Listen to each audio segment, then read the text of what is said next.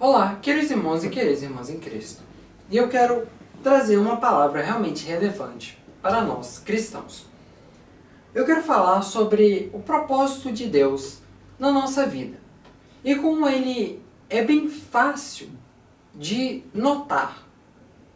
Tem muitas coisas que os cristãos hoje em dia vivem reclamando.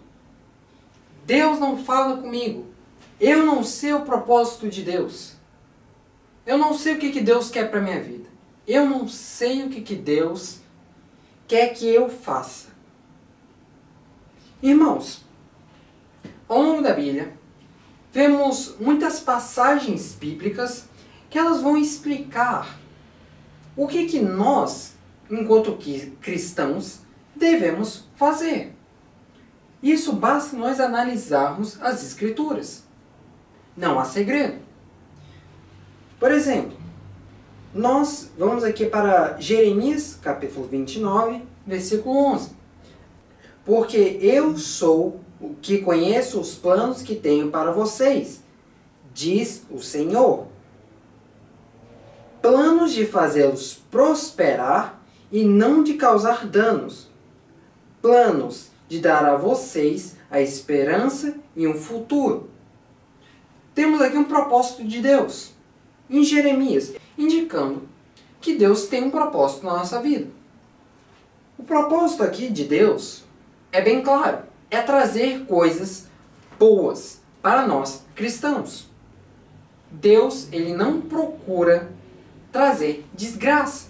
Porque que tipo de Deus seria esse? Que tipo de Deus é esse que empurra os cristãos, os que creem nele, para a vala? Isso não faz sentido. Porque o Deus que quer propagar a sua mensagem iria destruir aqueles que estão propagando sua mensagem. Isso não faz sentido. Irmãos, vamos para Romanos, capítulo 8, versículo 28. Sabemos que Deus age em todas as coisas para o bem daqueles que o amam, dos que foram chamados de acordo com o seu propósito. Irmãos, aqui tem a menção daqueles que foram chamados com o seu propósito. E esses são os que Deus irá tratar bem. Beleza. Significa que todos aqueles outros que não sabem o seu propósito, vamos colocar, entre aspas, os que não sabem. Porque todos nós, cristãos, temos um propósito claro e que muitas vezes ficam se perguntando, que propósito é esse?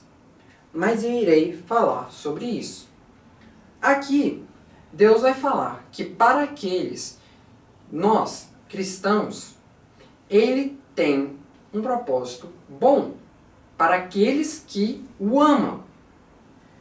Se a gente parar para prestar atenção, todos nós que desejamos o bem, que agimos como um cristão aqui na Terra, como sal e luz na Terra, já estamos fazendo parte do propósito de Deus, que este é a propagação das boas novas. Isso é um propósito claro, irmãos, e que muitas pessoas não sabem. Como assim você se pergunta para Deus? Qual é a sua vontade? Qual é o seu propósito?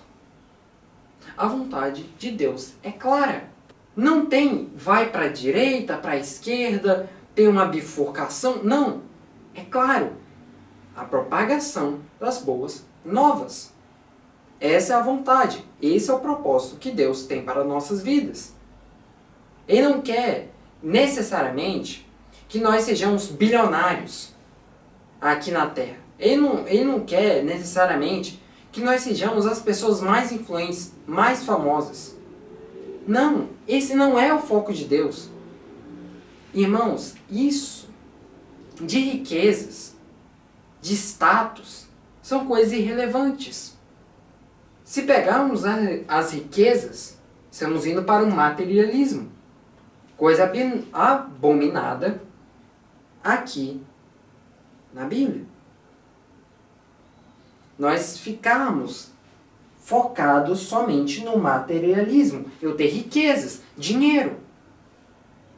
Isso não é uma coisa positiva. Enquanto status, isso é uma coisa que nós não devemos nos preocupar. Porque nós sabemos, os cristãos serão perseguidos. Então hoje você pode ser famoso, mas no outro dia, Deus pode fazer você ir lá, para o fundo do poço. E não precisa nem ser Deus Ele mesmo. Qualquer pessoa pode fazer isso. Mas Deus, Ele não é seletivo. Vamos para Provérbios, capítulo 16, versículo 4. O Senhor faz tudo com um propósito, até os ímpios, para o dia do castigo. Então Deus, Ele tem esse propósito para nós, para os ímpios. Até os ímpios, aqueles que cometem pecados, têm um propósito. Claro, eles ainda terão o dia do julgamento deles. Mas, mesmo assim, Deus tem um propósito. Ele sabe como Ele vai usar aquela pessoa.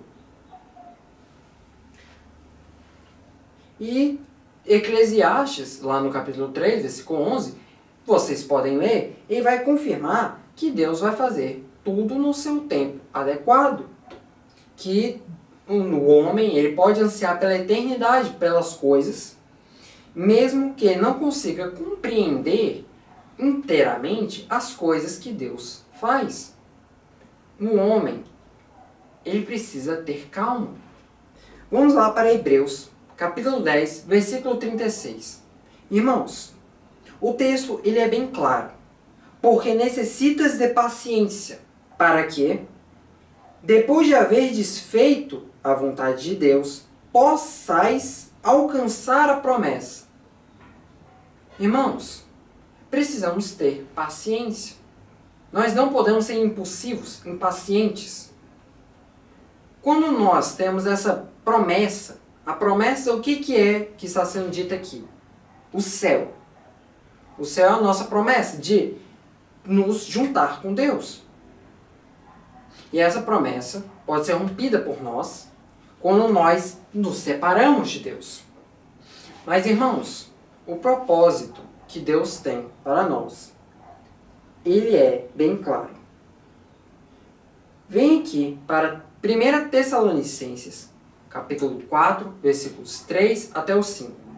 Porque essa é a vontade de Deus, a vossa santificação, que vos abstenhais de prostituição, que cada um de vós saiba possuir o seu vaso em santificação e honra, não na paixão da concupiscência, como os gentios que não conhecem a Deus. O propósito de Deus para nós é claro. O que nós devemos fazer é claro, a nossa própria santificação. Ele cita alguns exemplos. Se abster de prostituição, fazer as coisas fora do desejo carnal, da concupiscência. O que isso significa? Irmãos, prestem atenção. Prestem atenção. Vocês precisam ficar longe do pecado. É uma coisa óbvia. É uma coisa clara. E mesmo assim, os irmãos não entendem.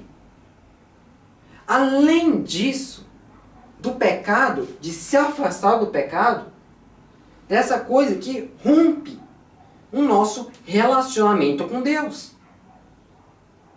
Também temos que compartilhar, obviamente, as boas novas.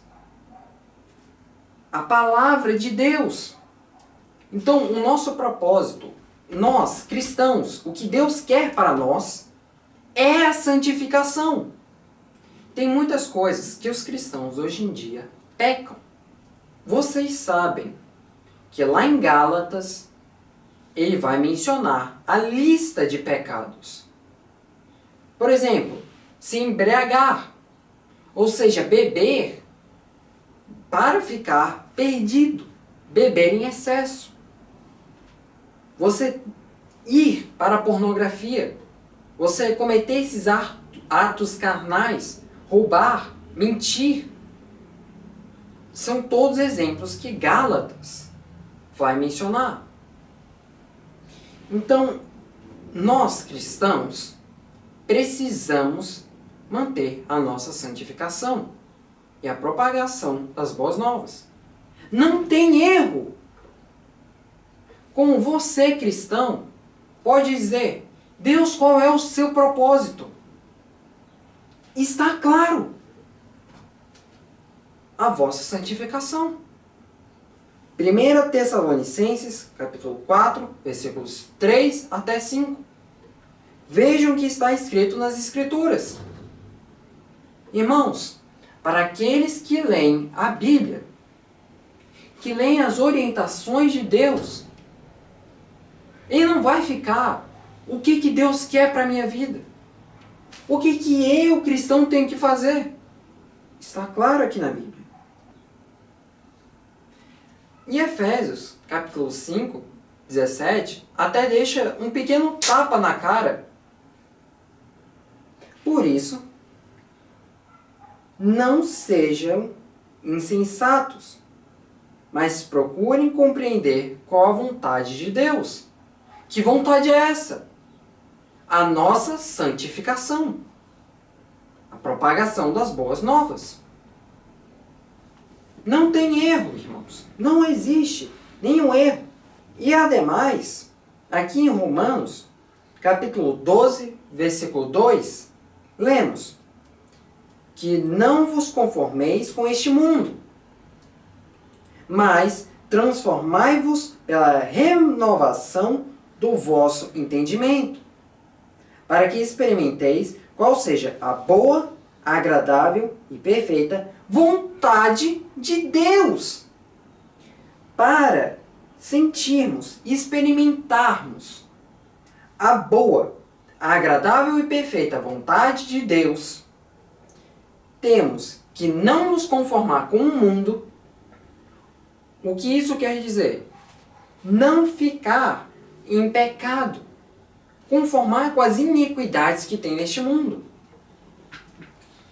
E fazer as boas obras. O que são as boas obras que eu venho mencionando? Compartilhar, propagar as boas novas. O que são as boas novas, irmãos? A palavra de Deus. Porém, vocês devem se perguntar: tá, Herbert, agora você diz qual é o propósito. Mas e se eu não fazer, se eu não cometer esse propósito? Eu não me comprometer a fazer isso? O que vai acontecer comigo? Ele vai representar para nós cristãos uma separação com Deus. Isso é o inferno. A nossa ruptura com Deus. Para ficar mais claro, imagine o seguinte cenário. Você festeja, festeja, festeja. Então você vai decair, decair, decair. Continue assim. Repita isso de festejar, festejar, festejar, festejar, pecar, pecar, pecar, pecar. E você perceberá que terá consequências. Consequências. Essa consequência é o inferno. Quando você amadurece e percebe essas consequências, e você decide mudar, isso é importante, você decidir mudar, você muda a sua rota. Você está escolhendo a sua junção com Deus. Você se dedica a Deus.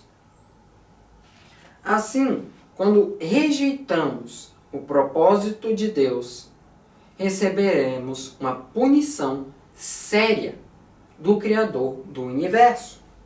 Contudo, vocês precisam aprender também que você não vai para o inferno apenas, note a palavra, apenas apenas pelos pecados. Seja inveja, egoísmo, até mesmo raiva, inveja, tudo isso. Mas sim, porque dentre todos esses conceitos que você tem, de não cumprir a vontade de Deus, você tem por trás disso sai daqui, Deus. Você tem sai daqui, Deus. Porque Jonas, ele trouxe aquela maré de azar para os marinheiros. Porque ele não obedeceu a palavra de Deus. E a punição foi bem clara. Porém, como Deus é um Deus de amor, ele dá uma chance para Jonas ir e cumprir o propósito de Deus. E assim ele faz. Então, o que isso quer dizer? Usando esse exemplo de Jonas. Jonas, no caso, ele disse: eu quero fazer as coisas do meu jeito. E é o que ele quer. Porque ele queria que aquelas pessoas morressem por causa dos seus pecados. Ele queria fazer as coisas do próprio jeito dele. E não obedecer o propósito de Deus. Quando você se coloca no centro e você retira Deus, você escolheu por conta própria o que você irá fazer. Logo, você tem que compreender: eu não fui para o inferno porque eu pequei 3 vezes. Não. Mas sim porque você decidiu ignorar a vontade e o propósito de Deus, e no dia do julgamento, você irá para o local em que Deus deixa você fazer as coisas do seu próprio jeito. Irmãos, não tem mistério. Não tem nenhuma dúvida. Eu espero ter esclarecido isso. E qual a aplicação que você pode tirar dessa pregação? É simples, que você precisa fazer o que Deus quer, o propósito de Deus. Porque senão o que você receberá? A separação de Deus. Venham e orem comigo. Olá, Senhor, meu Deus, meu Pai Celestial. Que você possa, Senhor, abrir os olhos para esses irmãos, que eles façam o propósito de Deus. Pois eles podem conseguir o inferno, uma punição. E isso, claro, que nenhum de nós quer. Então, Senhor, que você possa ajudá-los a fazer o que é da Tua vontade. Que eles não coloquem o que eles querem como o centro. Porque assim que eles colocam como centro eles mesmos ignoram a vontade de Deus, não leem a Bíblia, não oram, estes acabarão indo para a separação de Deus. Então, Senhor, que você possa abrir os olhos e a mente deles. Senhor, que você possa fazer com que eles compreendam o destino que eles podem estar procurando ao ignorar a vontade de Deus. Então auxilia, Senhor, os nossos irmãos a saírem desta rota que não te agrada. Que eles possam, Senhor, seguir para o caminho oposto e ir para ti, Senhor, para os teus propósitos, os teus ensinamentos. E auxilia para que eles tenham esse aprendizado, Senhor. Em teu santo nome eu oro. Amém.